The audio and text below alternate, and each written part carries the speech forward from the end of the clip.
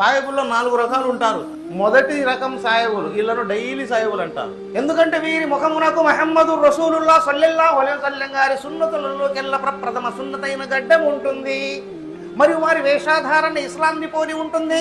వారు నమాజులు స్థిరపరుస్తారు, వారి సంతానాన్ని మసీదు వైపుకు మళ్ళిస్తారు. ఇంకా రెండవ రకం ఉంటారు, మోస్ట్ ఇంపార్టెంట్ పర్సన్స్. వీళ్ళను జుమ్మా సాయిబులు అన్నారు. వీళ్ళు కరెక్ట్ జుమ్మా రోజే వస్తారు, అది లేట్గా వస్తారు, ఫాస్ట్గా పోతారు. సిగ్గులేని సినిమాకైతే గంట ముందు పోతారు, అల్లా ఇంటికి అరగంట ఆలస్యంగా వస్తారు.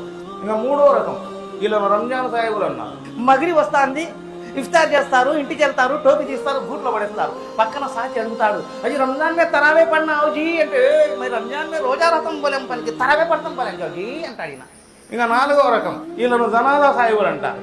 నేను సచ్చినాక ఎట్టా మోసుకపోతారులే, నేను ఎందుకు నాయన చదవడం అని వీళ్ళు అంటారు. ఇది కాదు, వఖీముస్ సలాత్, నమాజులు స్థిరపరచండి.